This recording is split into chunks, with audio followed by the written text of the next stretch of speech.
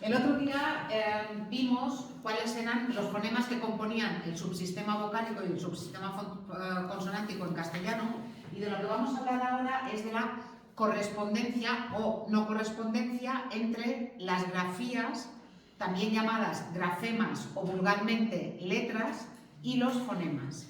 Como os dije también el otro día, el problema con la ortografía o los problemas con la ortografía vienen por la no correspondencia entre las grafías y los fonemas.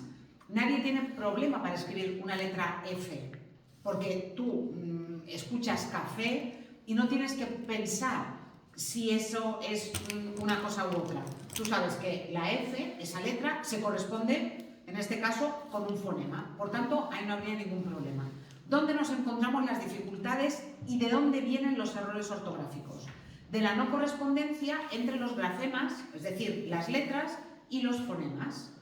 Si os fijáis, en castellano tenemos, por una parte, 27 letras, pero luego tenemos un número diferente de fonemas. Y además de todo eso, también tenéis que tener en cuenta que la che y la elle, que antes eran letras independientes, ahora la RAE no las considera letras independientes, sino que son dígrafos. Luego hablaremos de dígrafos porque el año pasado en el examen preguntaron qué era un dígrafo. La che y la elle son dos letras, pero ahora la che ya está incluida en los diccionarios dentro de la O. No sé si me explico. Antes el abecedario en castellano era A, B, C, Che, D, E, F, G, H, I. Yo me lo sabía así. L, L, M, N, Ñ. Ahora no, ahora es A, B, C, D, F, G. Y si vais a buscar en un diccionario, online, papel o como sea, os vais a encontrar que la Che está dentro de la C. ¿Sí? Bueno, como os he dicho, en castellano no habría ningún tipo de problemas si a cada fonema le correspondiera una letra o a cada letra le correspondiera un fonema. Los problemas vienen porque esa correspondencia no es exacta. Entonces, como esa correspondencia no es exacta, se cometen errores ortográficos. Ahí nos podemos encontrar con diferentes casos. Nos podemos encontrar, por una parte, con que un fonema esté representado por diferentes letras. Para entendernos, el fonema K, ¿recordáis cómo se representaban los fonemas? Entre barras. El fonema K, en castellano, se puede representar con una C cuando va delante de A, O o U, ¿sí? Casa, coche, cuenta, pero se representa con el dígrafo, dos letras, un solo fonema, un solo sonido, Se representa con el dígrafo Q, U, delante de E o delante de I, queso, quiso, y también en algunas palabras que no son de origen castellano, sino que vienen de otras lenguas, se representa con una K. Kilo, kilómetro, kimono, ¿sí? Karate. Por tanto, ahí nos encontramos con que un fonema puede estar representado por dos letras diferentes o por un dígrafo. ¿Recordáis el texto aquel de Arturo Pérez Reverte de Limpia, Fija y de Esplendor, que justamente comenzaba con la K? Dice, ahora todo se escribe con K. Corrige los correajes, el Quijote no sé qué, y todo con K. Sí, en castellano, repito, la ortografía va por un lado y los fonemas van por otro. Y por eso aquí nos encontramos con un fonema que, en este caso, viene representado por dos letras y por un dígrafo. También nos encontramos con una falta de concordancia exacta entre fonema y letra en el caso del fonema Z. ¿Recordáis que os dije que los fonemas se representan con las letras griegas? Esta es la letra griega para Z. ¿Sí? Me estoy refiriendo al sonido de Z, el que no tienen en Sudamérica, en Hispanoamérica, el que en Andalucía tiene muchos problemas para hacer, que hay zonas que cecean y zonas que sesean, el que en Canarias no hacen. ¿Recordáis también el texto de Arturo Pérez Reverte? El zapato que calza Cecilia es azul. ¿Sí? Que yo os dije que de los 400 millones de personas que tienen el castellano como lengua materna, apenas 30 millones, yo diría que un poco menos, pero bueno, más o menos 30 millones, somos los que distinguimos el fonema Z del fonema S. Pero bueno, como nosotros lo distinguimos, nosotros sí que lo tenemos y lo tenemos que estudiar. Entonces, ¿qué nos ocurre? Pues nos ocurre que delante de una E o delante de una I se representa con una C en la escritura, pero delante de una A o delante de una O o delante de una U se representa como una Z.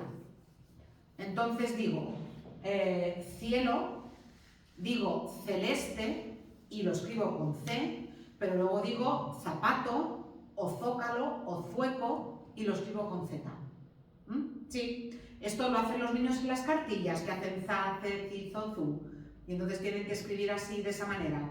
¿Hay palabras en castellano que tengan una Z y una E detrás? No. Incluso la letra Z en castellano se escribe con C. Me refiero al nombre de la letra. Sí que hay alguna palabra, pero es muy extraña y es porque es, por ejemplo, la filosofía zen. Pero porque se considera que es una palabra, nombre propio prácticamente, que viene del japonés y entonces todavía no se ha adaptado a la ortografía castellana. Pero en principio, cuando suena Z y detrás va una E o una I, no tenemos que escribir una Z, sino que tenemos que escribir una C. Sí, otra vez, nos encontramos con un fonema pero con dos letras. Otro caso de un fonema y, en este caso, otra vez dos letras. La I.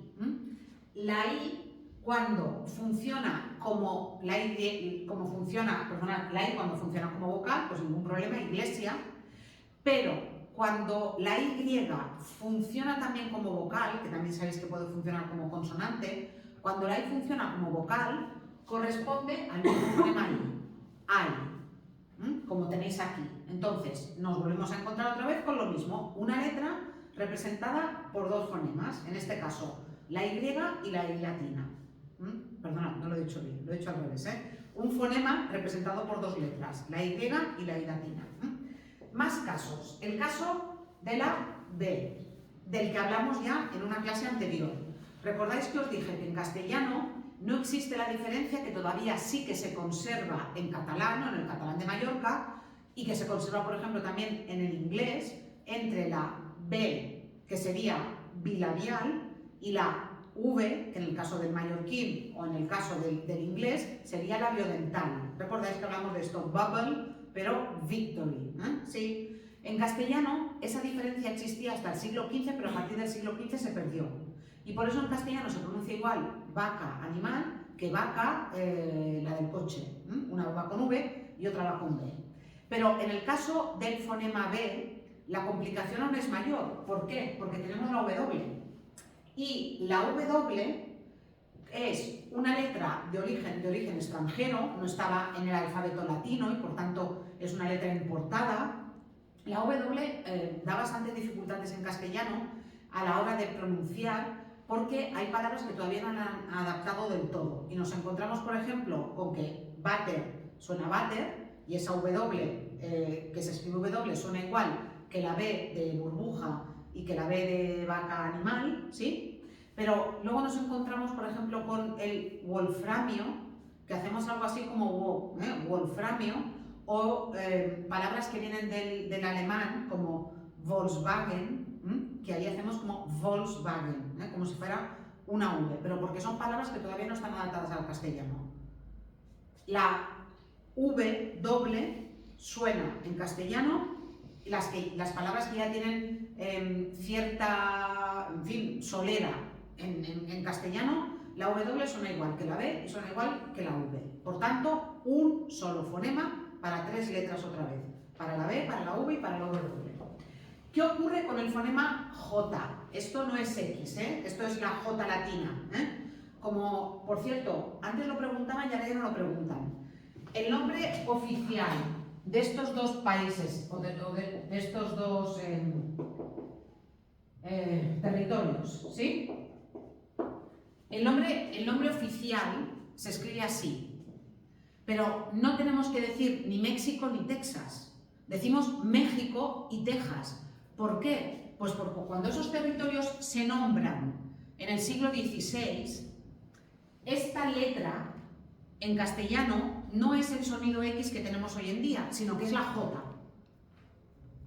La J como la J del griego, ¿sí? Por tanto, como eso es el fonema J, En la escritura se ha quedado lexicalizado de esa manera, se ha quedado allí fosilizado, pero a la hora de pronunciar no tenéis que decir ni México ni Texas, es México y Texas. Y esa X, algún año, hace muchos años lo preguntaban, ¿cómo se leía esa letra? Esa letra en castellano se lee como J, porque viene de esa J del siglo XVI, ¿de acuerdo?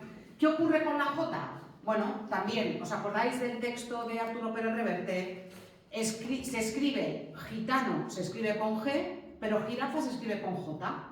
Y él decía, en el texto aquel, ahora todo se escribe con J de coger, decía, o algo así, ¿por qué? Porque sí que es verdad que cuando tenemos esta secuencia,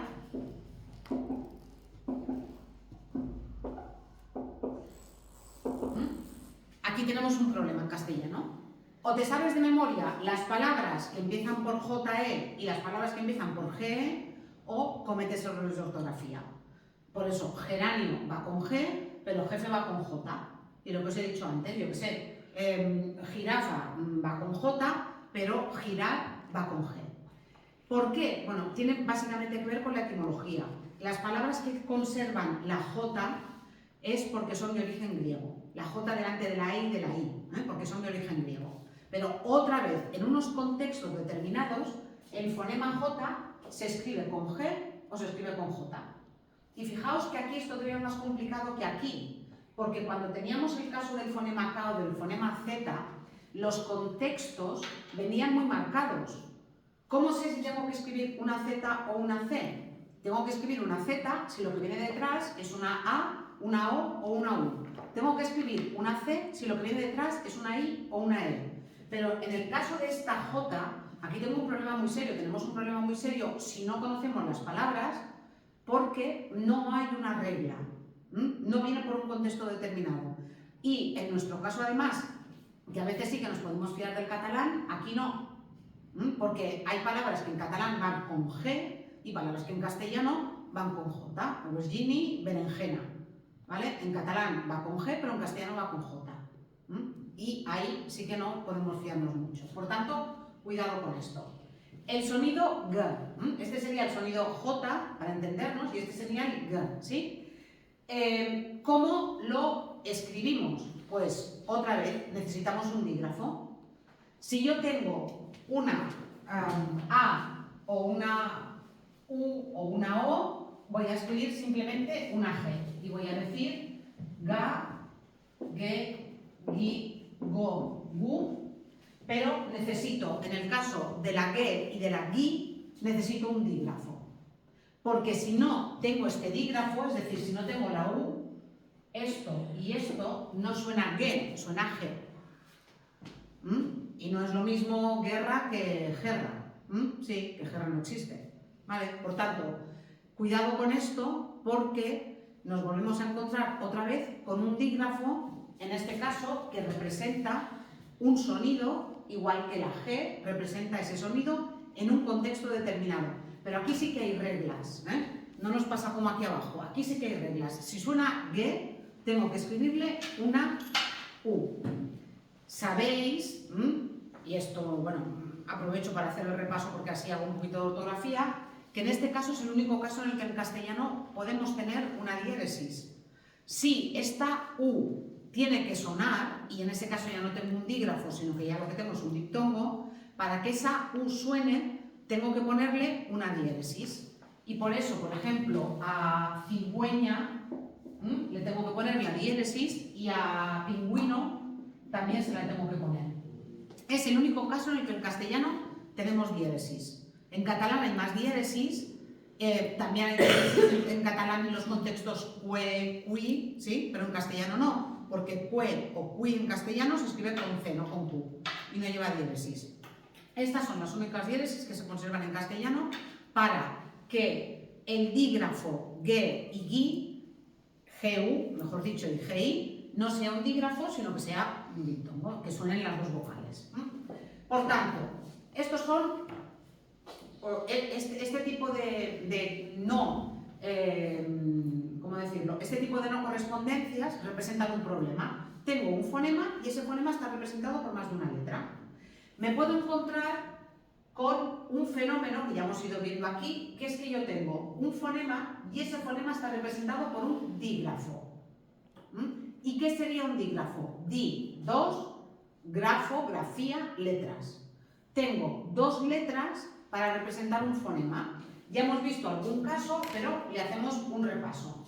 La G delante de la E y de la I tiene que ser un dígrafo GU para que suene G, porque si no sonaría G. La R doble representa un fonema, que es este fonema vibrante, ¿sí? Del que hablamos también para decir que los franceses no lo tenían incluido como fonema y que por eso les pillábamos enseguida, porque un francés no sabe pronunciar la R, porque no la tiene en francés, ¿sí? La R múltiple, que se representa fonéticamente así, está representada por doble R, pero otra vez, no en todos los contextos. Si esa R doble está a principio de palabra, en ese caso escribimos una sola R, aunque suena fuerte. Real, no es real, real suena fuerte, pero escribimos una sola R.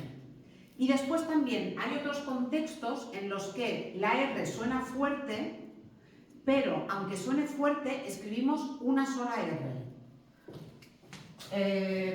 Israel, ¿sí? No es Israel, es Israel, ¿sí? Enrique, ¿de acuerdo? Si la R viene de estar en contacto con una consonante que cierra la sílaba anterior, sonará doble, pero escribiremos una sola. Si tuviéramos que transcribir esta palabra fonéticamente, marcaríamos que esa R es múltiple y la marcaríamos con esta rayita encima de la R. También os he hablado antes del dígrafo QU delante de E y delante de I para representar el sonido K, por tanto aquí tenéis otro. Y después la EY. La EY. La EY en el alfabeto fonético se representa así, con una L y un sombrerito abajo, o también se representa con la lambda, la letra lambda del griego. Los que hacéis matemáticas no hacéis ese tipo de... no utilizáis estas letras. Esta sería la lambda griega. Bueno, sería la EY. De todas formas, respecto de la EY, estamos viviendo un fenómeno que es la muerte de la EY. En teoría, en castellano, tendríamos que decir castellano, ¿sí? Pero quitando la zona de Burgos para arriba, Burgos, País Vasco, Asturias, pero ya no llega hasta Galicia, quitando esa parte, el resto del mundo hispanohablante ya pronuncia igual la Y que la Y. Y pronuncian igual, yo qué sé, Cayena que calle. En el norte de España todavía se mantiene esta distinción, pero en la inmensa mayoría del resto del territorio hispanohablante se ha perdido. Aquí se conserva, y la conservamos cuando hablamos en castellano muchas veces, la conservamos porque el catalán la tiene. Entonces no nos resulta tan extraña.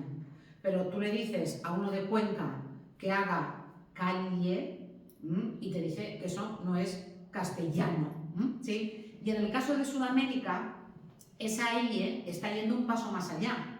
En el caso de Hispanoamérica, en el caso de Uruguay, en el caso de Argentina, ya no dicen calle ni calle, ya dicen calle, hacen como una SH, ¿sí? Y hay partes de Andalucía, partes de Argentina que ya llegan tan lejos en esa pronunciación que ya hacen como si fuera una H, ya hacen una palatalización, ese proceso se llama palatalización, hacen una palatalización tan total que acaban diciendo cache en lugar de calle, ¿sí? Entonces, claro, decirle a un argentino que haga calle, ya, sí, en fin, por eso os digo que, claro, yo os hablo de la variante del castellano que hablamos aquí o que se habla en la península, pero que luego están las variantes, eso, las variantes sudamericanas por las que nos van a preguntar, Después, otra vez, a veces tenemos varios fonemas para una misma letra. Lo hemos visto, pero volvemos a hacer un repaso. La K y la Z, el sonido K y el sonido Z, cesto, caracol. Escribo la misma letra, pero en realidad suenan de dos formas diferentes. la G y la J, de la que ya hemos hablado, ¿sí? Y la R y la R doble, que depende del contexto, si está al principio de la palabra o no, la vamos a escribir con doble R o no la vamos a escribir con doble R. ¿Sí? Además de todo eso, nos encontramos con otras particularidades. Primero, ¿qué ocurre con la X? ¿Cómo se pronuncia la X? Mirad, la X representa dos fonemas seguidos y examen lo tendríamos que decir examen. Sin embargo, como en buena parte de la península tienen problemas serios para pronunciar esta K al final de sílaba, examen, ¿sí? La RAE también admite como pronunciación correcta examen y examen, que a mí me suena fatal, pero la RAE lo admite. Y fijaos, por ejemplo, para mi madre, que es de Salamanca, para mi madre esta palabra y esta palabra se pronuncian exactamente igual. Exactamente igual. Mi madre dice seso y seso. Porque no sabe pronunciar sexo. Porque esa K es muy extraña a final de sílaba y sexo, mi madre todavía menos. Entonces sería correcto, pero digamos que la forma que ha tenido siempre de pronunciar esa X es, como os he dicho, una especie de KS, lo que tenéis aquí transcrito. Ya os he dicho también que la X de México y de Texas en realidad no es una X, sino que es una J fosilizada en el siglo XVI, cuando en el siglo XVI la J se escribía con la J griega, es decir, con esa X. Por tanto, tenemos que decir Texas y tenemos que decir México, no Texas ni México. ¿Solo pasa con esas dos palabras? ¿Solo pasa con esas dos? Sí, a mí no se me ocurre ninguna más. Igual hay algún... Ah, no, hay una zona en México, una región en México, que se tiene que decir Oaxaca. Oaxaca, no Oaxaca, Oaxaca. Hay bastantes toponímicos en México que la llevan. Esta X, pero que se tiene que pronunciar J. Sí. Ya os digo que un año sí que preguntaron por esta particularidad. Otros casos, la H. La H en castellano no representa ningún fonema. La H en castellano la escribimos, pero la H no la pronunciamos. La H se pronuncia en castellano como una leve aspiración durante buena parte de la Edad Media, pero es un sonido que viene de la F latina. Y si queréis saber si una palabra en castellano lleva H o no, id al catalán. Si en catalán esa palabra lleva F, es bastante probable que en castellano lleve H. Fijaos, por ejemplo, harina. Uy, yo no sé si harina lleva H o no lleva H. Vale. Si os vais al catalán, en catalán es farina, pero es que en gallego es farina, en italiano es farina, en francés es farine, ¿sí? Entonces, en las diferentes lenguas románicas se ha conservado esa F. En castellano se pierde por influencia del árabe. Esa F se va a pronunciar durante buena parte de la Edad Media como una especie de aspiración, como una J aspirada, algo así como la H que se pronuncia ahora en inglés.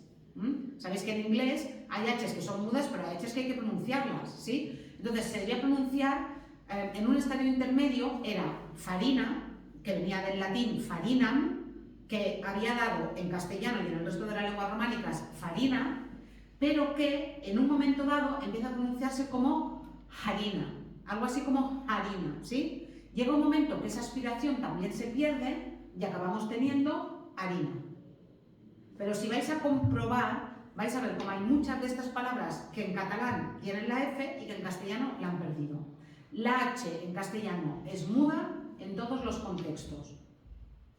Y la H solamente implica algo de pronunciación, o un fenómeno de pronunciación, en el caso del dígrafo CH, que pronunciamos che, ¿sí? En ese caso, pero no es que la H se pronuncie, sino que lo que tenemos es que ese dígrafo tiene un fonema determinado. ¿Queda claro lo de la H? Sí. Por tanto, en castellano está perdida desde la Edad Media y está perdida, pero en algunas zonas de Andalucía sí que lo hacen. Hacen como esa aspiración, al principio. Sí, fijaos, estoy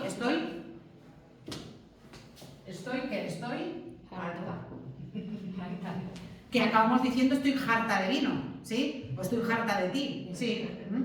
Y de hecho en castellano tenemos, de algunas palabras, tenemos la versión andaluza con esa J y tenemos la versión en castellano. La palabra huelga y la palabra juerga son la misma. Viene del verbo latín holgare, ¿sí?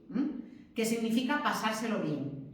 En castellano, en castellano esa O, que viene del latín, es una O larga, diptonga. Y entonces, de holgar, huelga.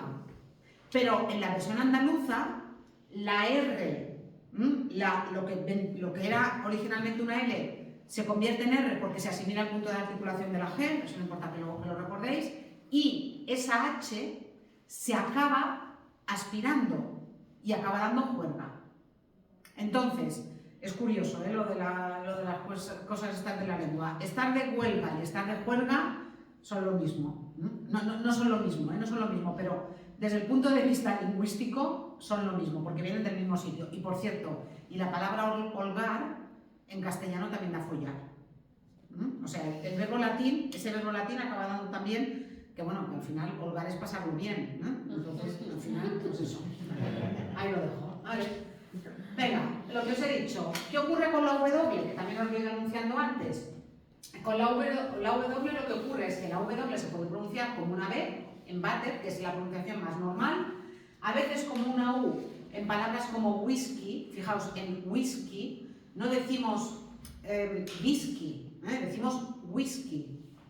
Y como V, como esta de Volkswagen, y también en Wagner. ¿Pero por qué? Porque son nombres propios que vienen del alemán y en alemán sí que se conserva ese fonema. Y por eso en castellano todavía, en fin, hay gente que dice Wagner, y lo dice muy bien. Pero si queremos pronunciarlo como se pronuncia en alemán, pues al final acabaríamos diciendo eso. Y ya os digo, la W, en fin, es un fonema. Me parece que alguna vez han preguntado por el debate. Alguna vez hace muchos años, pero con la vuelta a preguntar. Es un fonema extraño, Va, por tanto, repito, los problemas ortográficos vienen por aquí. Los problemas ortográficos vienen porque no hay correspondencia entre fonemas y letras. Si la H la pronunciáramos, la escribiríamos, pero como la H no la pronunciamos, tenemos un problema. Como tenemos la G y la J, en el caso de G y de G, que suenan exactamente igual, si yo no sé qué geranio va con G y qué jefe va con J, probablemente me voy a equivocar, o me puedo equivocar. Repito, los fonemas que se corresponden con una letra no dan ningún problema. Más cuestiones. Tipos de sílaba. Vosotros sabéis que los fonemas vocálicos pueden formar sílaba, pero que los fonemas consonánticos no pueden formar sílaba por sí mismos, sino que los fonemas consonánticos necesitan una sílaba, una vocal en la que apoyarse. Esto lo vimos el otro día. Y vimos que había palabras que estaban formadas por 3 sílabas y que las 3 sílabas eran solamente una vocal.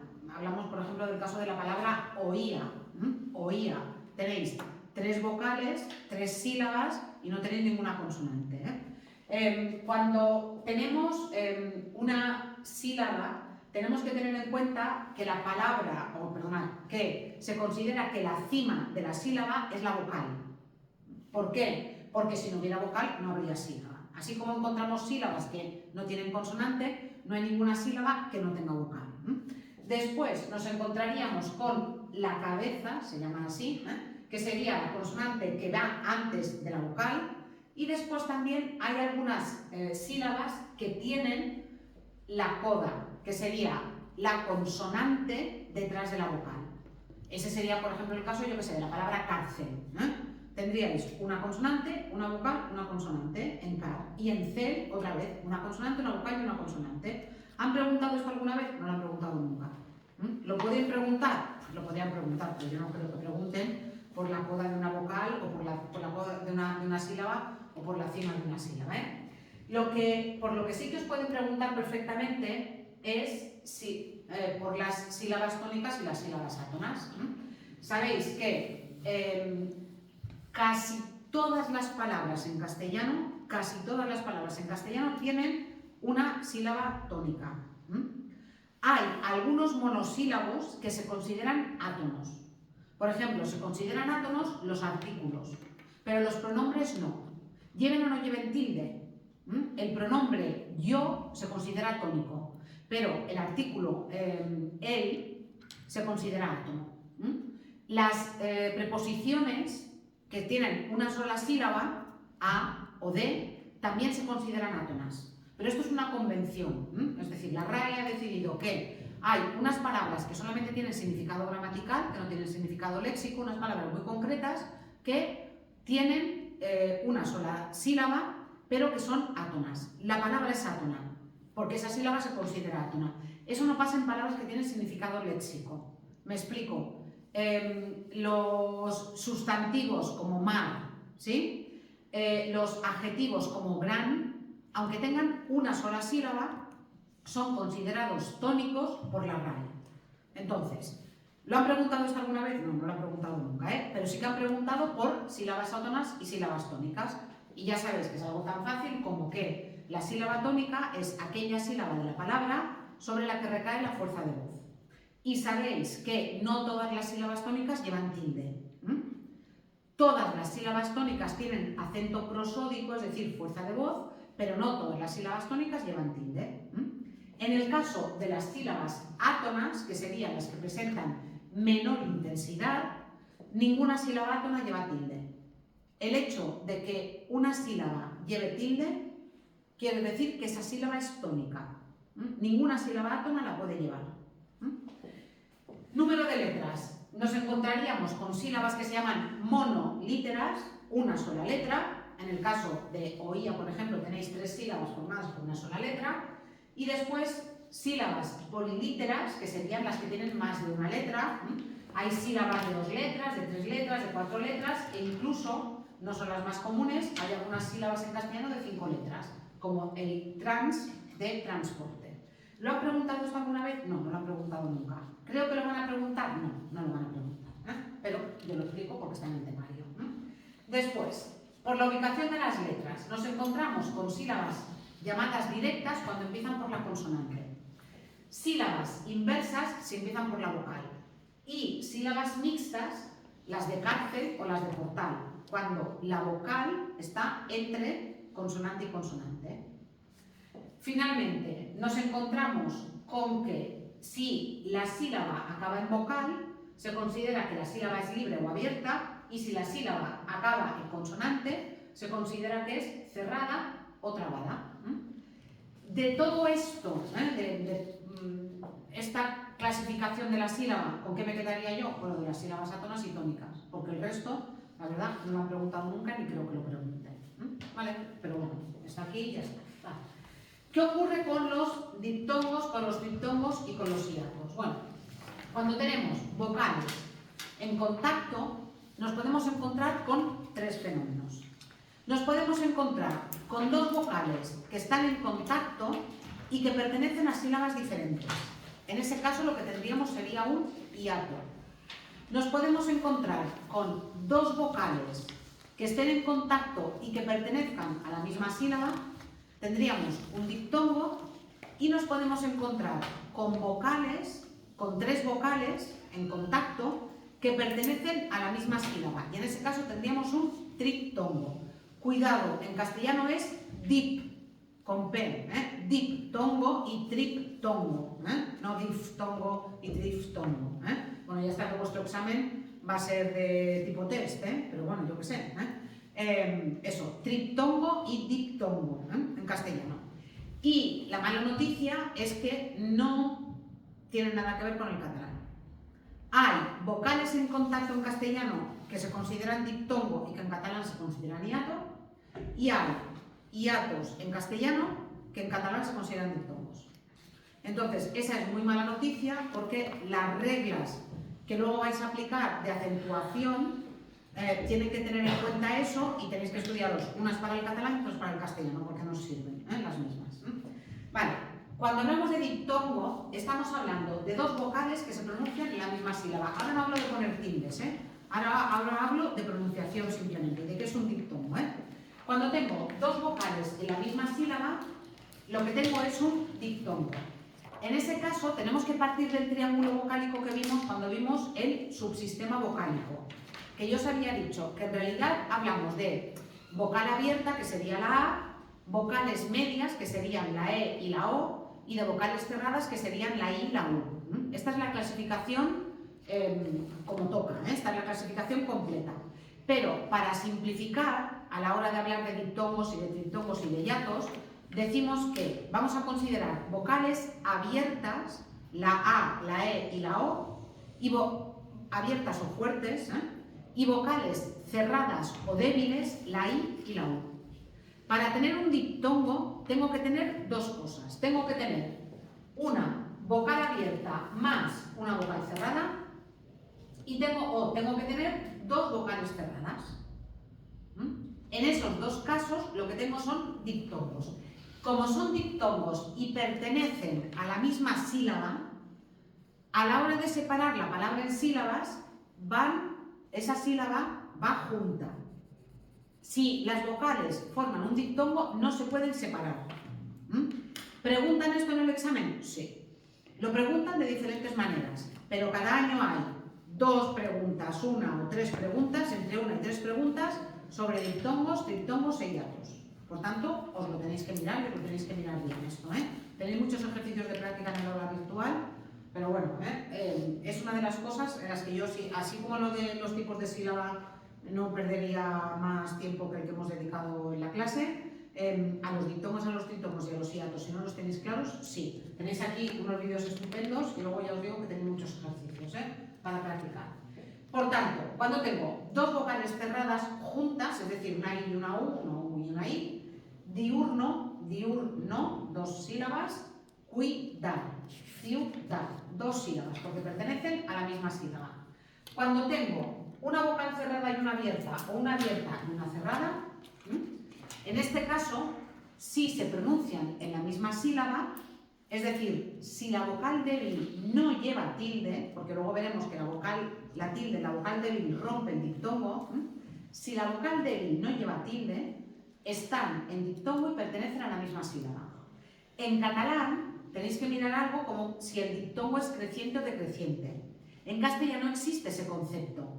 El diptongo creciente es aquel que empieza por la vocal débil y acaba en la vocal fuerte.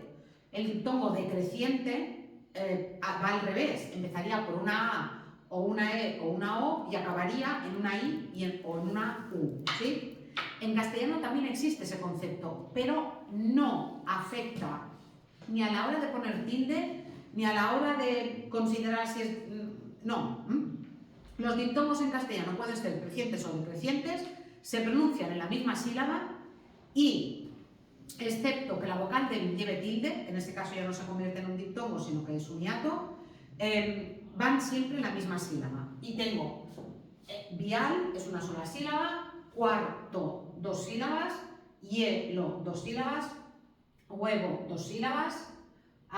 Esto, como no lleva tilde en la I, hay que leer río. Esto no es río. Si fuera río y la fuerza estuviera en la vocal abierta, perdonad, la vocal débil llevaría tilde. Esto es río. Fatuo, ¿sí? Aire, auto, peine, reunir, hoy. Hablaremos de la Y, también más adelante. Por tanto, cuando yo tengo un sonido, perdonad, cuando yo tengo una vocal débil más una fuerte más una débil, o 2 débiles, y la tilde no está en la vocal débil, tengo un diptongo. Y no puedo separarlo a ningún efecto. Si estuviera, por ejemplo, escribiendo a mano y llegara al final de la línea y tuviera una palabra como reina, no podría hacer reina, tendría que hacer reina, porque los diptongos no se pueden separar, porque pertenecen a la misma sílaba. Mañana acabaré con el triptongo y el hiato, haremos alguna práctica y yo creo que igual mañana ya acabo con el tema. Yo creo que ya. Y corregiremos los ejercicios, sí.